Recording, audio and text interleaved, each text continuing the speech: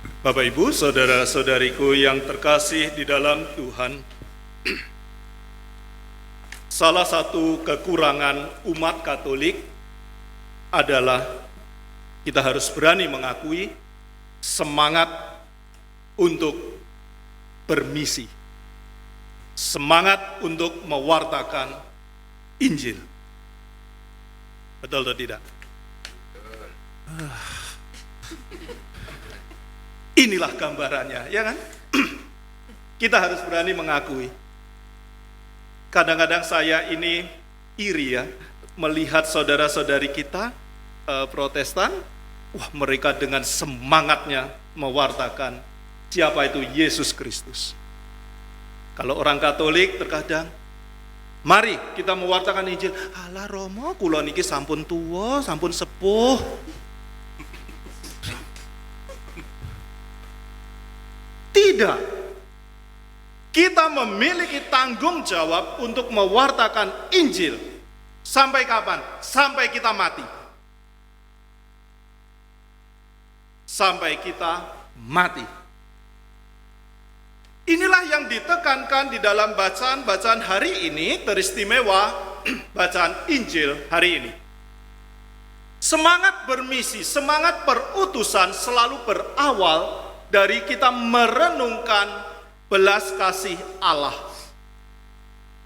Maka kalau seumpama kita melihat bacaan Injil hari ini, dikatakan seketika Yesus melihat orang banyak yang mengikutinya, tergeraklah hatinya oleh belas kasihan kepada mereka.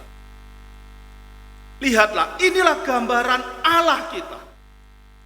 Allah yang penuh belas kasihan. Maka kalau hari Jumat yang lalu kita merayakan hari raya apa? Hati Yesus yang Maha Kudus, yang penuh belas kasihan. Karena apa? Inilah hati Allah. Allah yang kita percayai.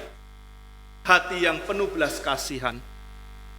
Ketika melihat penderitaan orang, Allah tergerak oleh belas kasihan. Maka sebagai pengikut Kristus, kita pun diajak demikian. Engkau harus memiliki belas kasihan. Ketika melihat ada orang yang berkekurangan, yang membutuhkan, hati kita, apakah kita juga tergerak oleh belas kasihan?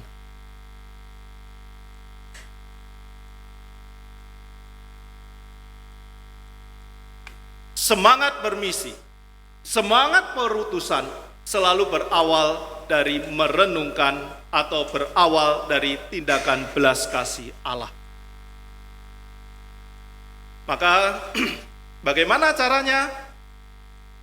Saudara-saudariku, cobalah Anda menyadari di dalam satu hari ketika sebelum tidur, tidak usah lama-lama. Sadari, selama satu hari ini aku telah menerima berkat dari Allah itu apa? Mungkin kita menerima berkat dari Allah berupa kesehatan. Oh, kita masih bisa bernafas. Aduh, terima kasih Tuhan. Meskipun terkadang ada mungkin bau kentut, tidak apa-apa. Kan pokoknya bisa bernafas.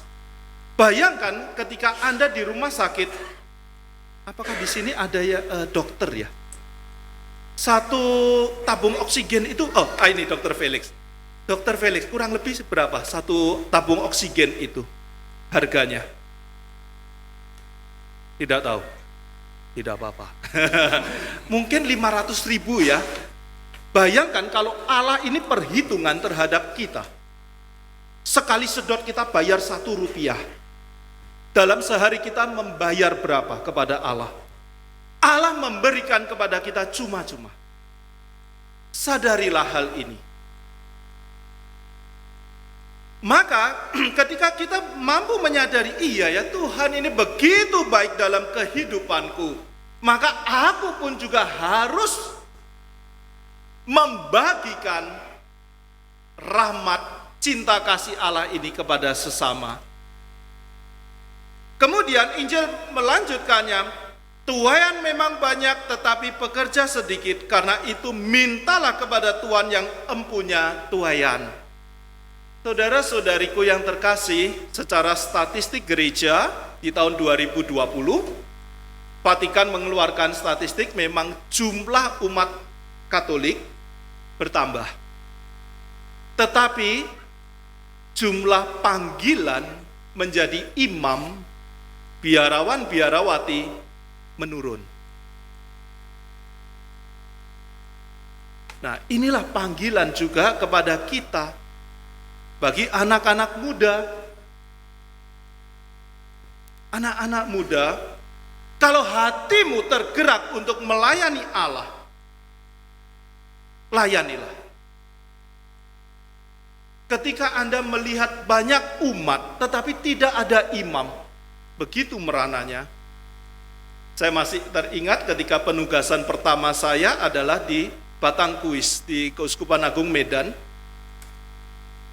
Kemudian sebelumnya saya melakukan tahun orientasi pastoral di paroki Lubuk Pakam. Anda tahu berapa jumlah umat di sana yang harus kami layani? Di sana kami harus melayani 8.500 umat dengan 22 stasi. Hanya satu imam. Hanya satu imam. Maka yang di stasi hanya sekitar 3 bulan sekali mendapatkan misa. Lihatlah ini, tuaian memang banyak, tetapi pekerja sedikit. Maka bagi anak-anak muda, juga bagi keluarga-keluarga, dorong. Pertama-tama minta kepada Tuhan untuk mengirimkan pekerja-pekerja. Karena gereja tanpa imam, gereja akan mati. Gereja tanpa imam akan mati. Bukan karena romonya, tetapi karena tidak ada yang mempersembahkan sakramen Ekaristi. Saudara-saudariku yang terkasih, mintalah. Umat, semoga Anda juga selalu meminta pekerja-pekerja untuk tuaian kebun anggur Tuhan. Dan juga bagi anak-anak muda, jikalau engkau merasa terpanggil, masuk, coba. Saya teringat ayah saya dulu tuh, dia mengatakan, wah Pak Biantoro, anaknya terpanggil. Loh, siapa yang manggil katanya? Oh, enggak dengar suaranya anak saya dipanggil. Ya dia itu mau-maunya sendiri katanya. Nah, inilah kenapa kita mencoba. Kita berani mencoba terlebih dahulu. Tuaian memang banyak, tetapi empunya tuaian sedikit. Tetapi mintalah, berdoalah kepada empunya tuaian supaya ia mengirimkan pekerja-pekerja untuk tuaian itu. Sekali lagi, anak-anak muda, kalau engkau merasa terpanggil, jangan takut, cobalah terlebih dahulu. Anda tidak maukah? Lihat nih, cowok-cowok ganteng di depan Anda ini, Romo Joko dan sebagainya, Cogan, ya kan? Cowok ganteng. Romo Paul tidak termasuk Romo. Ada frater, lihatlah cogan-cogan ini. Ya. Jadi jangan. Juga keluarga jangan berpikiran, waduh anak saya itu tidak laku, makanya saya suruh masuk biara. Jangan. Justru anak-anak yang ganteng harus dipersembahkan kepada Tuhan. Amin. Amin. Ya, jangan yang sisa-sisa diberikan kepada Tuhan. Aduh Romo, ini anak saya ini kok sudah umur 30 tapi nggak dapat jodoh. Sudahlah saya suruh masuk biara. Jangan. Ya, justru anak yang paling ganteng yang dipersembahkan kepada Tuhan. Ya. Nah, kemudian inilah nama ke-12 rasul itu. Yesus memanggil ke-12 rasul. Saudara-saudari, tidak ada alasan bagi kita, saya ini tua Romo, saya ini banyak dosanya Romo. Tidak, ketika Tuhan mengutus Anda harus pergi. Ketika Tuhan mengutus Anda harus pergi mewartakan Injil. Anda harus pergi. kita ingat bahwa 12 rasul yang dipilih oleh Yesus bukanlah orang yang sempurna. Justru karena ketidaksempurnaannya, Tuhan memanggil mereka. Justru karena ketidaksempurnaannya, Tuhan memanggil mereka. Kita ketahui berbagai tabiat rasul, sifat rasul, bahkan sampai terakhirnya ada seorang pengkhianat yang gagal. Tetapi apa? Tuhan tetap memanggil mereka. Maka tidak ada alasan, aduh Romo saya banyak berdosa. Tidak. Justru karena kamu berdosa, makanya kamu diutus. Saya teringat ada seorang sharing, salah satu uskup terpilih menjadi uskup. Seorang Romo terpilih menjadi uskup. Ketika itu beliau dipanggil oleh Nunsius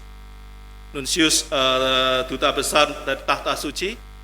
Beliau mengatakan, Romo, Bapak Suci memilih Romo untuk menjadi uskup di sini.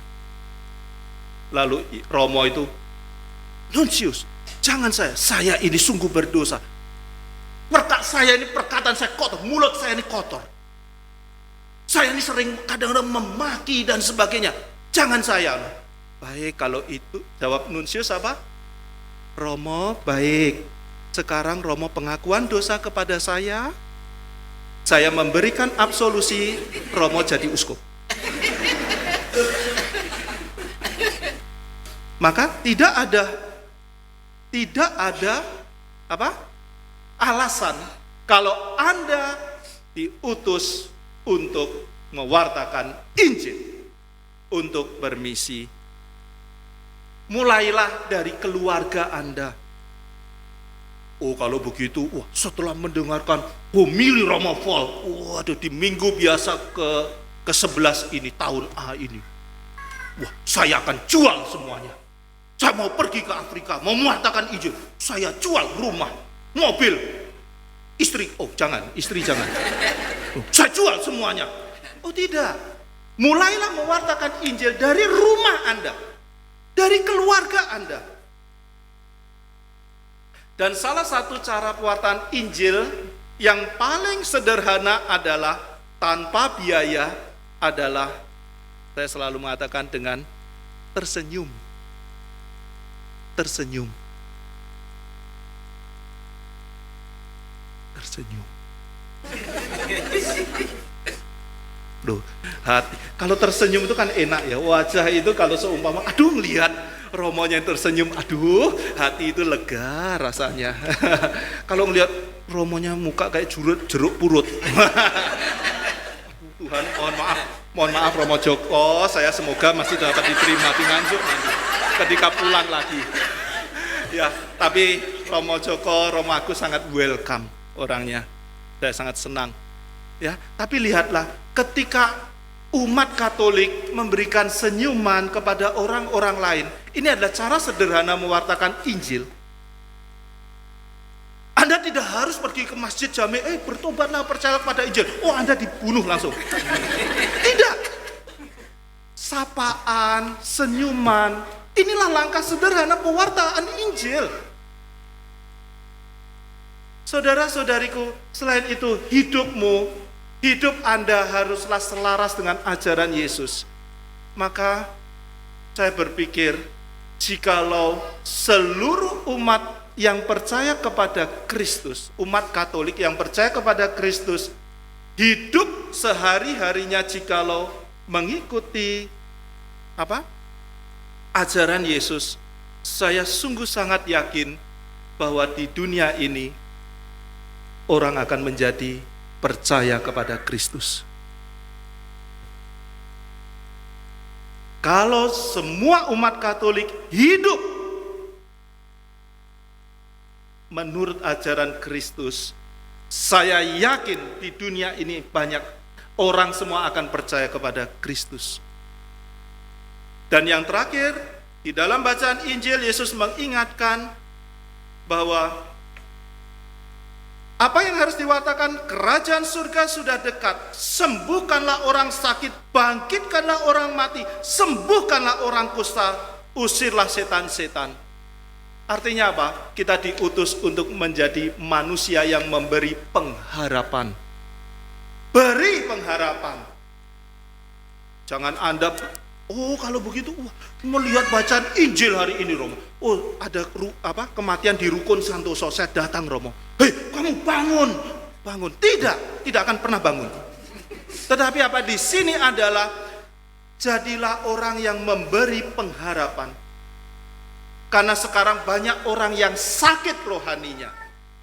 Banyak orang yang mati tidak memiliki pengharapan.